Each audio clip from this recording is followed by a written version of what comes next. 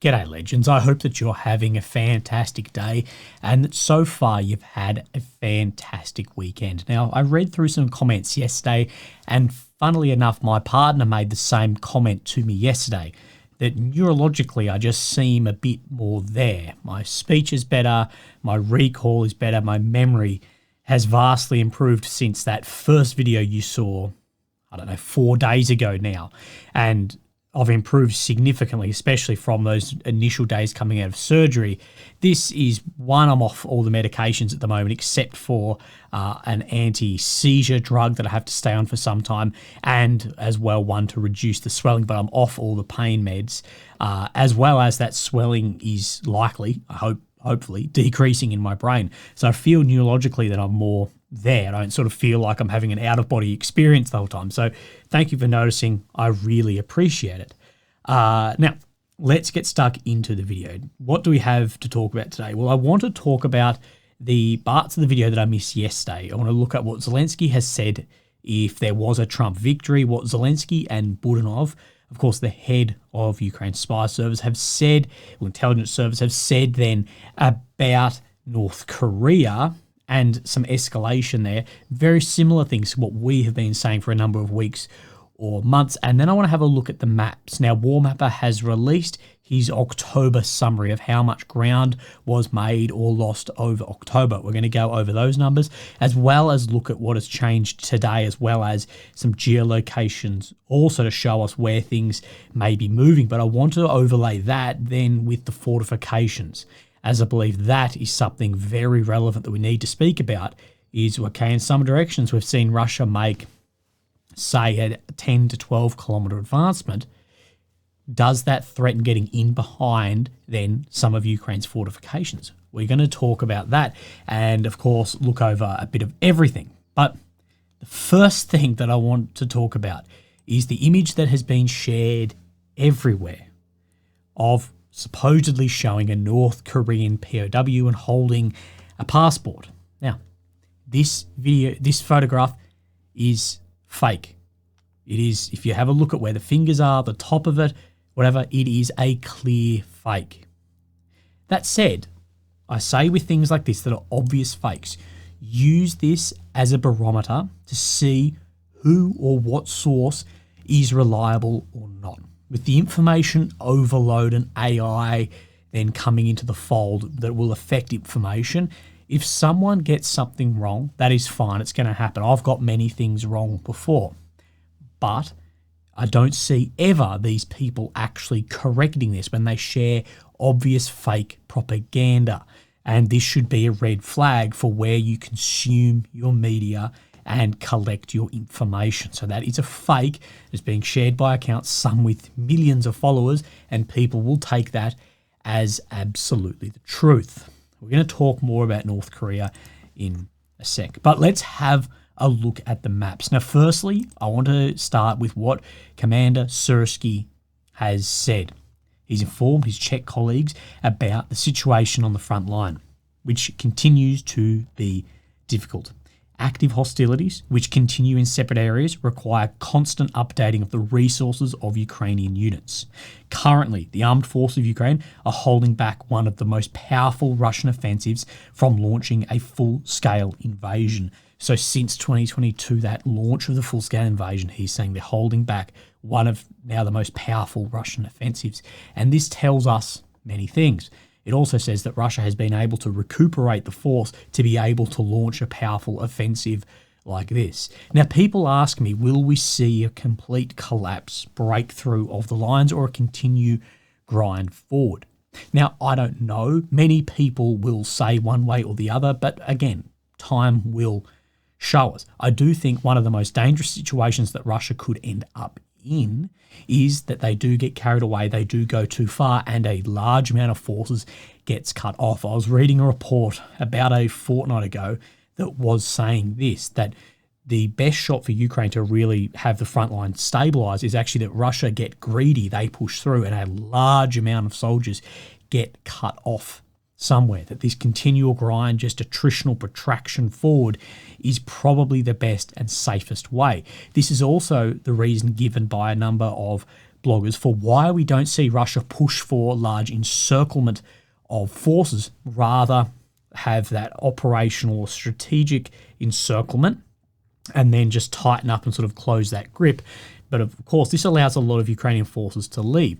Now, Russia's not doing that out of the good of their hearts. Of course, they're not doing that. But launching a spire down to try and has a cut-off element and cut off those forces, that itself can be cut off and requires a large gamble to do that. So continuing that grind forward. And I believe even if the opportunity opens up for Russia to really launch, 5-10 kilometers in a day, that may be a very dangerous gamble being taken if Ukraine has laid the bait and is able to cut off a lot of forces. Russia's biggest advantage on the battlefield right now is manpower and artillery. Now, that is both due to Ukraine's lack of both of those things, and also Russia foreseeing that in increasing both the manpower and artillery recruitment and production. And this has led us into the situation that we are in now. So, of course, Kursk is saying that there is large offensive being launched, powerful offensive. So here we have Kyiv in the center of your screen. Of course, Ukraine, the red areas occupied since 22, purple since 2014. Now the blue back into Kursk. This is area where Ukraine is occupying back into Russia. I point that out today because we're going to see that change also. Now the red check is area that Russia is occupying, but just over the last 24 hours. Now, there has been some large advancements already this month. So if we take today, and I've done some back just minusing off, we see about a 33 kilometre square change. That is a fair change on the map. And this brings through November so far, and we're on the 3rd of November, to 96 square kilometres being occupied further by the Russian forces. That is a lot when we look at the previous months. And that's exactly what we're going to do, is we're going to look then at what Warmapper's update was. Now, I show you this graph all the time. Now, Warmapper has put in its October, so close enough to 539 kilometres square. That is a lot of territory, of 50 square kilometres more than the 490 that Deep State showed. Now, this says 62.9 here of November. The guy that does this for me, he takes from the first, not including the first, but it's caught up in the next part. So take that as you will. It's just different dates of when we do it. But we can see that through September, October, that there has been about a 50 kilometre square difference between Warmapper and Deep State. Warmapper, I have found, has been far more conservative towards any Russian gains than even Deep State. And it actually does show us this from August back. You can see why I think that, but in the last couple of months has been showing this. I think that it is likely, if Syriac did this, given the gains that we have seen, this could be very close to or within 4 figures. Some say that it is, but we need to look at some of this, as this does paint more of a picture. So Russia's largest monthly net gain since the start of the war, surpassing last month's 467. So this is exponential increase. This is why you can't do linear. So October was that 538 kilometres squared. But this also, that's not included in this, is that Russia retook about 86 kilometres squared in Kursk. So the net Russian gain of October, remember what we show you is occupied territory, but net gain including Kursk was close enough to 525 kilometres square. That is a lot. But if we disregard that 85.9 taken, we can have a look at these gains, and you can see this is exponentially increasing. Now, this month will be very interesting to see if this is exponential again.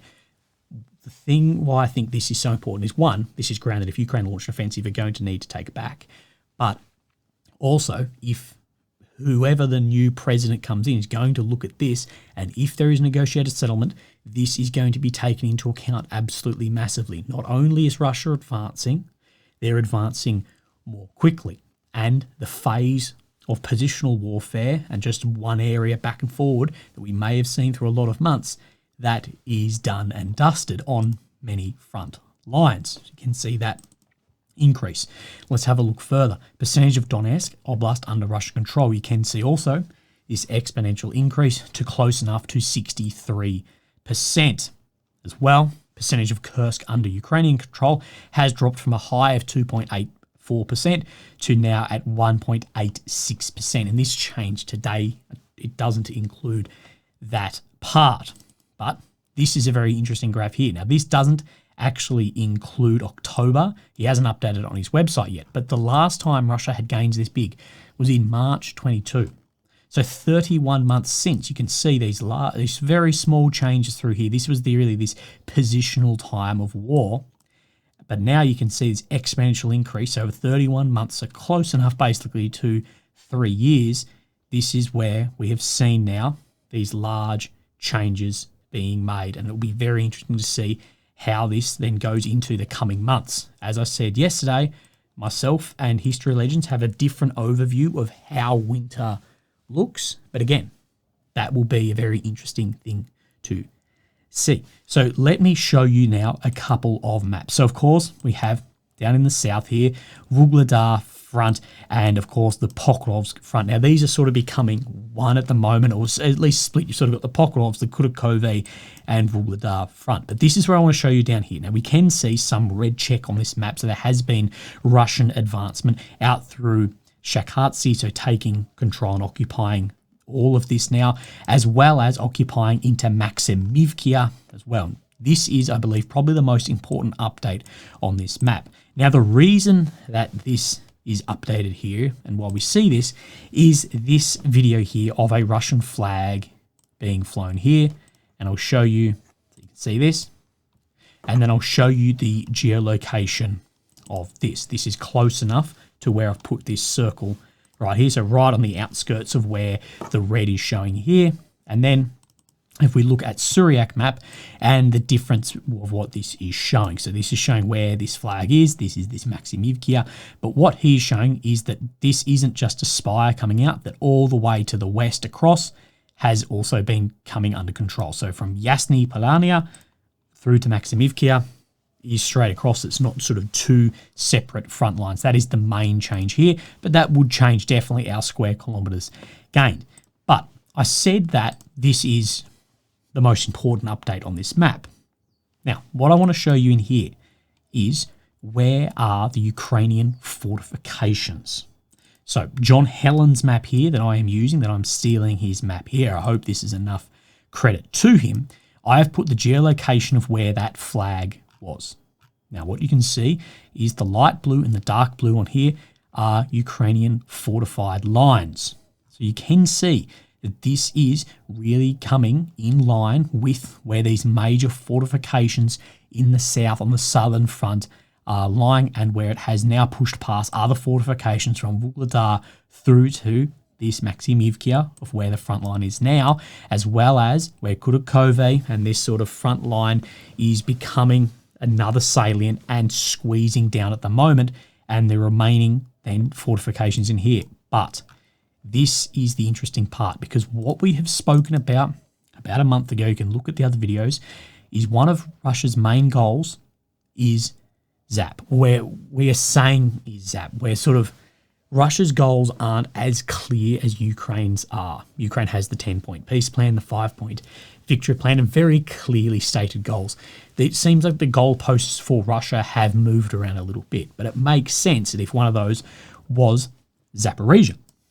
So this is, again, where geolocation is of that flag. But what you can see in here, and what we've spoken about a month ago, is one of the biggest dangers in the south, is if Russia can push north and somehow get in behind these fortifications. This is exactly what Ukraine was trying to do in the south through Robotne here to get to Tokmak to, in a way, then outflank these defensive lines. Sorry, the defensive lines on Deep State map don't work, but we did see where Ukraine tried to push Kharkiv through Robotne in here, where we can see some changes today, to get to Tokmak, is to then have sort of a large-scale flanker on these defensive works. And we have said this as well is one of the major problems in the south, one of the major dangers, if Russia is able to do that and able to, if they can, reinstate some level of deep maneuver warfare into the battlefield. As if you can get in behind or adjacent to a defensive line that is defending from a northern attack, but you're attacking at the east, it greatly reduces the efficiency and effectiveness of that line. And this is looking like where Russia is trying to push at the moment. One, trying to close up this area, but two, the potential to get in behind here and have more offensive actions deeper in this sort of southeastern pocket, and potentially a large sort of flank putting pressure on Zaporizhia. Now, as far as Zap, things that have changed there itself is the increase in glide bombs landing in Zap as well. So that is very large scale sort of movements, but I believe that is potentially one of the reasons we are seeing Russia push so hard in that area, and at least by this here is getting in line and potentially close to getting in behind some of these defensive works. So let's have a look at some other bits and pieces. So we see these changes in here and that Robotny Tokmak where we will speak about. We can see that Deep State has updated the map in here to show these gains through Robotny. Now these, to me, these gains that are being shown on this map today, I believe are probably in the vicinity of maybe 3 months old, potentially. But again, at least this map is updating in here to show where that is. I do believe there was hesitancy to show this gain here, as this is where the majority of Ukraine's 2023 failed counteroffensive was in this front. Sorry, I wish I could bring up those fortifications for you. It just won't for some reason. So let's have a look at some other fronts. So here we have Kurakhove front, Maximelinivkia. You can see where Russia has advanced out to the south further, having this squeeze in the direction of Vodyany, but as well out from Kurakhivkia, showing more now of a western advance. This is coming in line with what Suryak's map showed yesterday. So a lot of ground being made in here. This in here still being shown as grey zone. I doubt if there's any troops in here. It may be grey because maybe there's no Russian presence. Maybe there's just no presence. But if there was Ukrainian troops in here, it would be a very difficult time at the moment. But Suryak does show another advancement in here, as he showed these same advancements similar to yesterday. So this is the Kurakhove front where I want to show you. Now, this is not the easiest thing to actually line up on these maps, but we'll do our best. So this red dot right here is this Vonesenka. So this red dot in here. The other way you can see is where this then train line then loops around. So he's showing that where the Russian advance today is, see where my cursor is, that this paddock right here is where the Russian forces were able to advance. That meanwhile clashes with the Ukrainian army continue inside and north of this locality. So further closing up this area. I do believe we will see, I'm not sure when, but we could see all of this area in here close up. Just the ability to supply logistics and defend this front as well. What that will do, condensing forces, how that then looks for then this sort of pocket down in here, I don't know, but we will wait and see. Again, it's going to force more pressure of a western push behind those southern defensive fortifications. Now, while we're down in this pocket, I just want to show you where I believe there is another Russian advancement. So we have Antonivkia down here. We can see, of course, some grey zone, but there is this footage here. I won't show you all of it, but we can see in this footage that there are Russian infantry forces working in urban combats in this particular area. Now, where this is right on the outskirt, like right on the outskirt of this grey zone right here where there is fighting. Now, I'm not saying then that should be updated to red, although this pocket down here probably definitely should be between Katanivkia and Konstantinivkia, but we can see that there is active fighting right in and around Antonivkia as well. And the pages I saw sharing that said that it was a successful attack, but again, they were Russian pages. I saw sharing that, and like I say, anyone with a clear bias, you need to be very careful of how strong that bias really is and the ability to spread misinformation and disinformation also. So I want to come up into the north sort of eastern pocket. So we have that sort of southeastern and the northeastern. This is this better stove front, of course.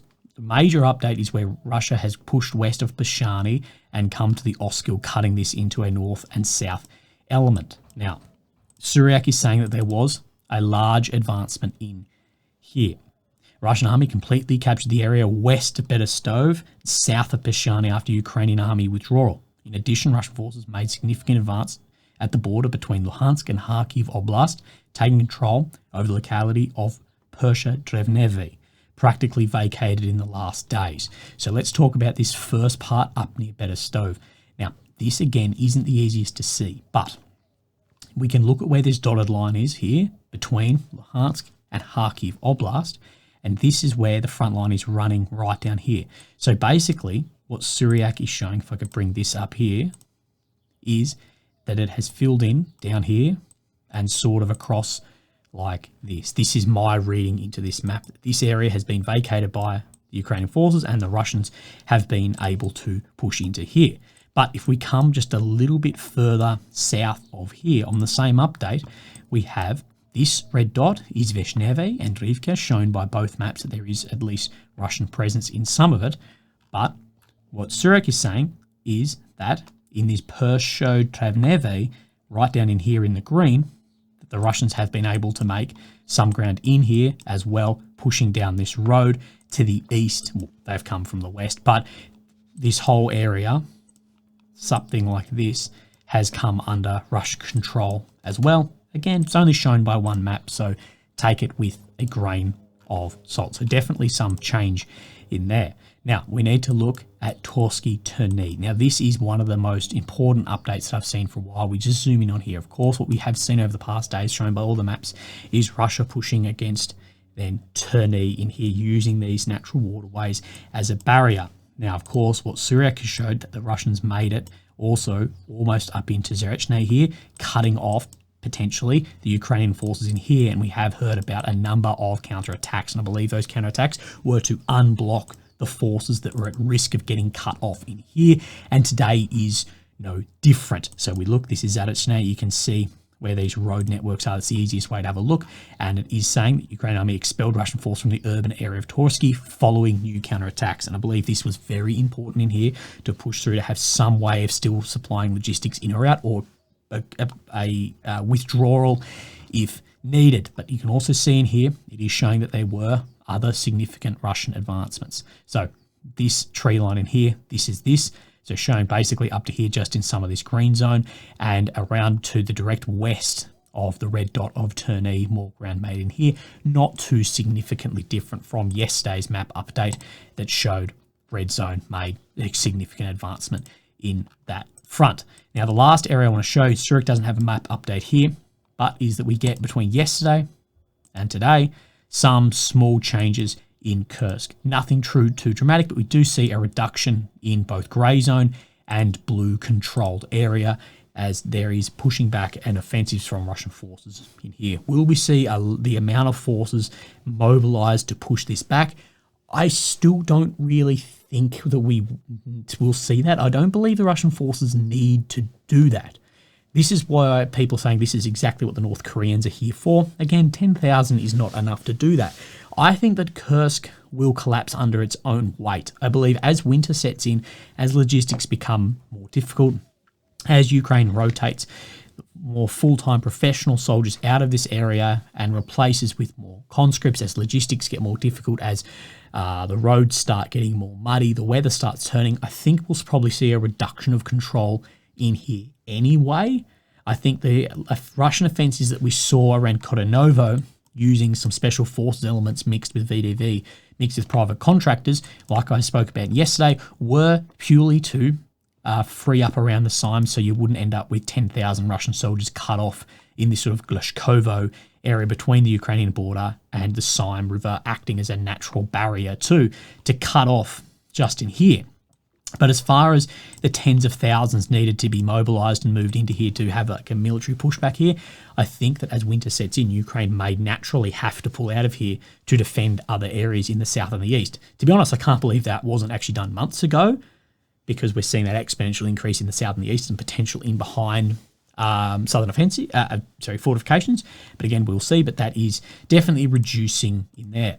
Now, I want to talk about what Zelensky has said and North Korea. Now, from the betting websites I see, Trump, it's looking like there is a likely Trump win. But again, I don't know. I have no idea. I don't believe the polls. I think they're betting, they're actually putting money on it, unlike CNBC or CNN or Fox or whatever. But again, we will find out in a couple of days if it's going to be a Harris, Waltz or Trump, Vance victory who takes over the presidency. But of course, there's a lot of concern about that for Ukraine and how that looks. And there's actually concern both ways. There's concern that if Trump gets in, he will forgo and give up some Ukrainian land for peace and a settlement in the war. And concessions will have to be made. At this point in time, if the guns would fall silent, concessions would just have to be made. There's no deal in the world that right here, with Russia having exponential increases on the front line, there's no deal in the world where Russia's going to hand over Putin, Shoigu, Gerasimov, and give back all the territories. So that's not on the table. If the guns fall silent right now, there has to be concession. There's also other people on the other side saying, if Harris gets in, this war is just going to exponentially snowball and we're going to end up in a third world war. And if that doesn't happen, Russia may just continue advancing as well and end up at the Dnieper River and taking 50% instead of 19%. So there's actually people concerned both ways. But again, we will see. Many people see a Harris victory as the only way for Ukraine to achieve its goals. So let's have a look at this. So Zelensky has spoken about if a Trump victory, in the event of victory, wants to force Ukraine to give everything up to negotiate with Russia, then I do not think that this is possible today. Former President Trump and his vice presidential candidate Vance outlined a plan to end the war in Ukraine. They proposed a model of frozen conflict with autonomous regions on both sides of a DMZ, while Kyiv would remain outside of NATO. And people have spoken about this autonomy of Donetsk, Crimea, Luhansk. That is actually possible through the UN, but it's a bit difficult of how states see autonomous regions, whether it falls under the states or out of their own borders. That's very difficult. It's not very clear in the UN of how that actually looks. And people have spoken about non-NATO, but maybe some security efforts. We don't know. Ukraine has vehemently said that will just not make an effect. It'll just be failure of past security agreements, and there will be a third Russian invasion at some point. That said, as far as the clear outlining of a plan between Trump and Vance, I haven't seen that, and I don't believe that is completely public. We have comments here and there. That's how it would look like. That's what it would need to look like for the guns to fall silent now, but we haven't actually seen anything set in stone of this. That said, Ukraine cannot continue the war without US support. I don't give a shit about what factory Rheinmetall is building, what factory Thales is building. I don't care. The majority of support into Ukraine is by the US. The US support into Ukraine outstrips every other country's support. Without the US support, it is a death wish to continue the war. So again, we will see. The flip side of this is those that say, why would Putin settle now? Trump likely won't deploy US forces. He may increase some aid if Russia keep pushing forward, but if the problem is manpower, if that is what Putin's senior leaders are saying, is that Ukraine, it doesn't matter what the US gives, it's a manpower issue, why then would they stop the war at this point? Because if it is a manpower issue, it is going to get increasingly easier for Russia as it continues, even although it gets difficult within their own, losing forces and industrial capacity. But they may be saying, well, we're going to increase exponentially and it's going to get easier and easier as we continue.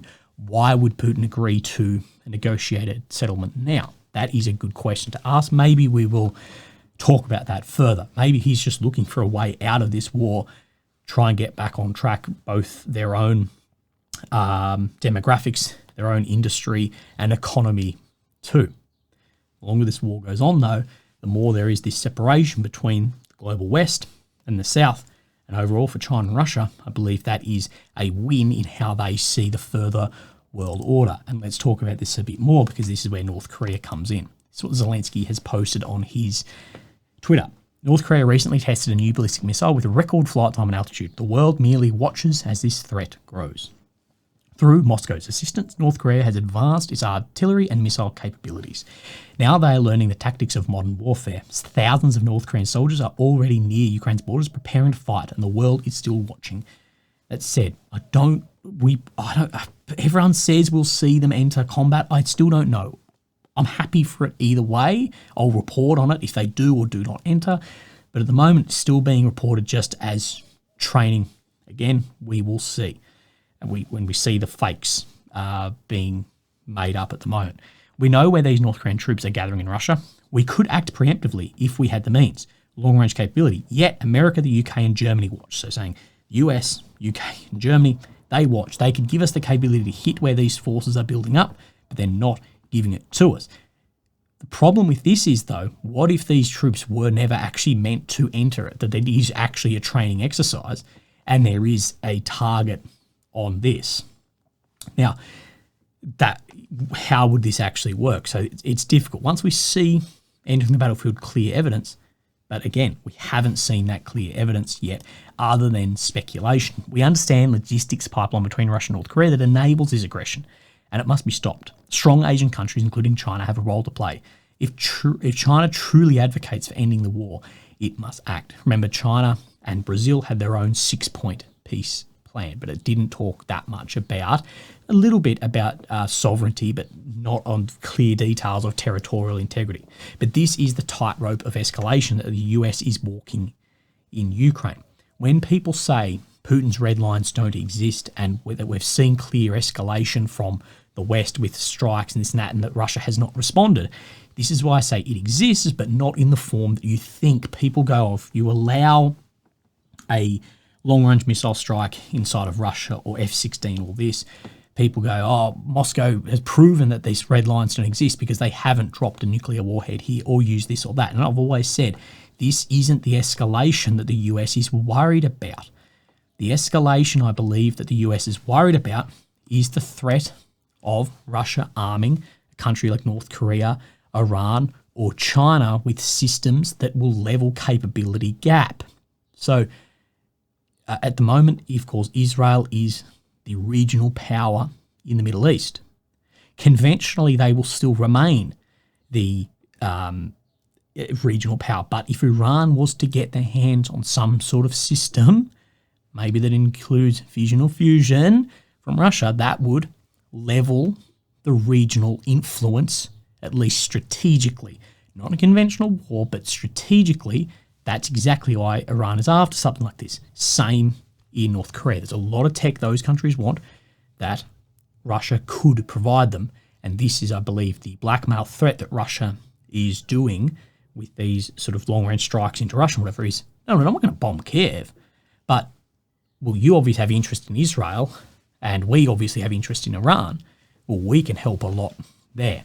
That's the tightrope, and China is no different. There are systems that China is looking for from Russia that do close some of the gaps in capability that China has below the US as well. It's sort of like China and Russia have a mix of capabilities in different areas. The US is up here, Russia have some stuff here, some stuff down here, China have some stuff up here, some stuff down here, but it can fill some of that capability gap.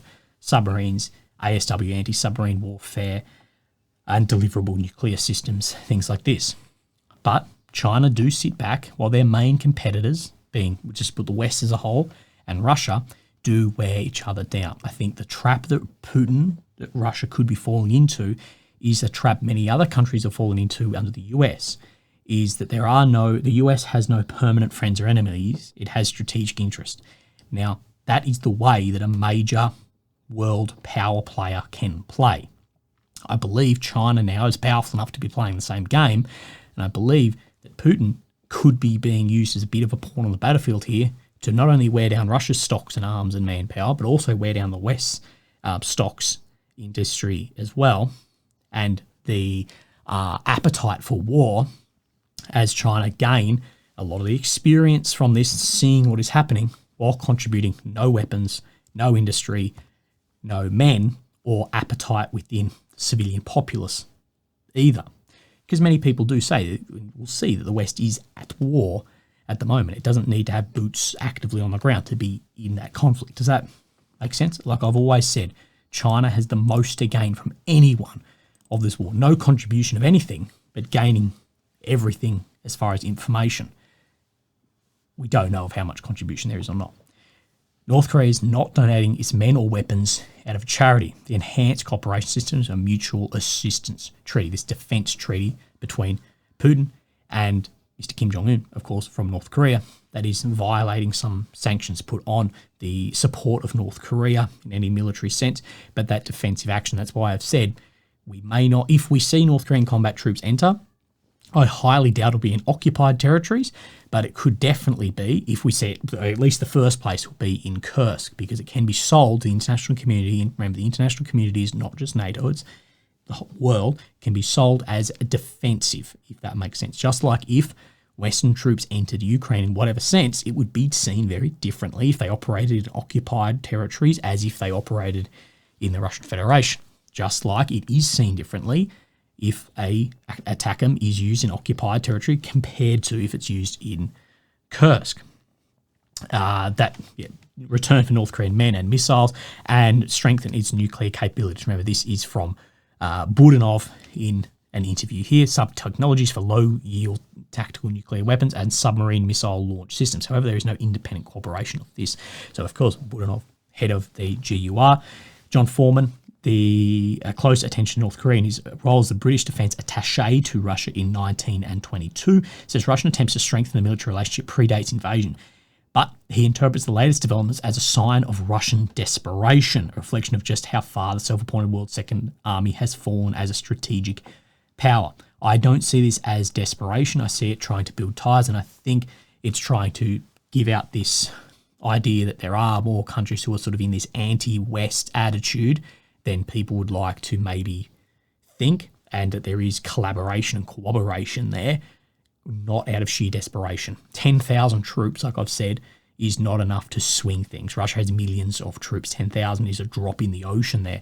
These guys have no combat experience. They don't speak the same language. I don't see it as trying to plug any manpower holes or whatever of desperation.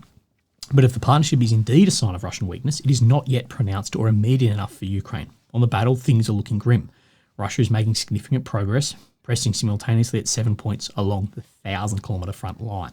So, again, it's not really coming immediately enough. I've actually said this North Korean thing, if I were to like do like a pros and cons list here, I think there's more pros for Ukraine selling that these troops are going to enter, that, look, there's a third party, we need long-range strikes, we may need more manpower, we need more of this. I believe that Ukraine has more to benefit from that than Russia does just from 10,000 dudes with no experience, questionable training, and that don't speak the language. But again, with this, we will see. We've heard that they will be on the battlefield in the coming days for a number of weeks. We've heard from other TikTokers and bloggers that they are defecting off the line and being killed, but no real evidence of this yet. And it is funny to see like fake doctored AI stuff coming up, and I believe we're going to see more of that. Legends, sorry, this one may have just been a bit, but I feel a bit like that. Look after yourself, have a great day, and I'll speak to you tomorrow. Thank you. Bye-bye.